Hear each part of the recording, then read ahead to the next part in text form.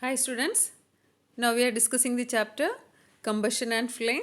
Today we are going to discuss about structure of a flame. As you can see, here the flame, it is having mainly three parts: outer zone, middle zone and inner zone. The outermost zone of the flame is the hottest among all zones and is blue in color. And this blue color is due to complete combustion. The outermost zone is the hottest among all zones and it is blue in color, and this is due to complete combustion. And the outermost zone is the non-luminous part of the flame. The middle zone of the flame is moderately hot and is yellow in color. Here the partial combustion of fuel takes place. In the middle zone, partial combustion of fuel takes place. And it is a part of the flame that is bright in nature. It is a bright part of the flame. Middle zone is the bright part of the flame and it is moderately hot and is yellow in color, and partial combustion of fuel takes place in this region. The innermost zone of the flame is the least hot and is black in color. This is due to the presence of unburned wax vapors. The outermost zone is the hottest among all zones and is blue in color, and this is due to complete combustion. And the outermost zone is the non-luminous part of the flame. The middle zone of the candle flame is moderately hot and is yellow in color, and partial combustion of fuel takes place in this region. The middle zone is the bright part of the flame. The innermost zone of the flame is the least hot part and is black in color. It is black in color because of the presence of unburnt wax vapors. Now we are going to do an experiment. For that you will require one candle, light a candle and hold a glass tube with a pair of tongs and introduce its one end in the dark zone of a non-flickering candle flame.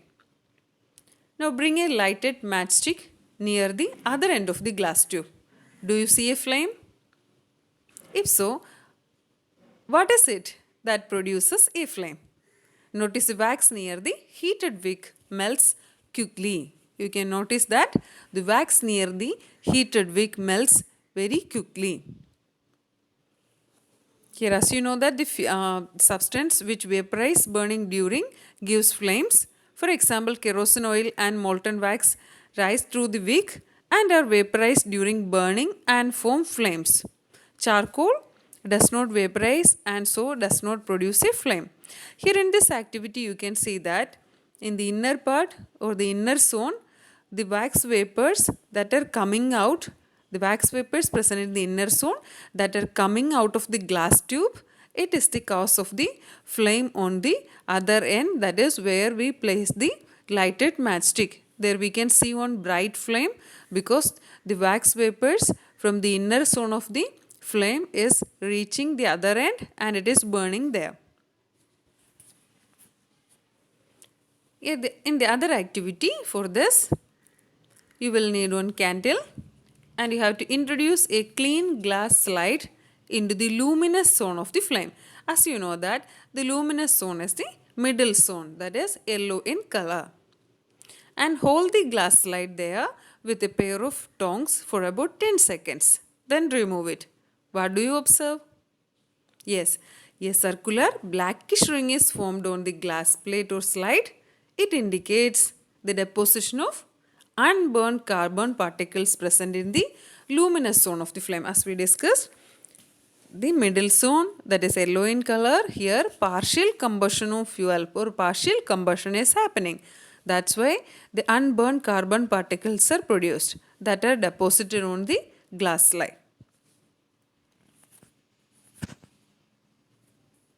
Now you have to perform one more activity. For that, hold a thin long copper wire just inside the flame for about 30 seconds. Like this. Now notice the portion of the copper wire just outside the flame. You can see that the copper wire just outside the flame, that is the part of the copper wire that is in the outermost zone of the flame becomes red hot. As you know that, which part of the flame is hottest? Yes, the outermost part of the flame is the hottest part. That's why the copper wire in that region becomes red hot.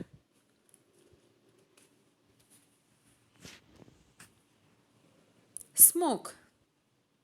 Smoke is an example of solid particles dispersed in a gas. Here we can see that the solid particles are the unburned carbon particles. The black color of the smoke, as you observe, the smoke is mainly black in color. The black color of smoke is due to the presence of unburned carbon particles in the smoke. Calorific value. Next we have to learn about calorific value of a fuel. The amount of heat energy produced on complete combustion of 1 kilogram of a fuel is called calorific value. The amount of heat energy produced on complete combustion of 1 kilogram of a fuel is called its calorific value. The calorific value of a fuel is expressed in a unit, that is kilojoule per kilogram.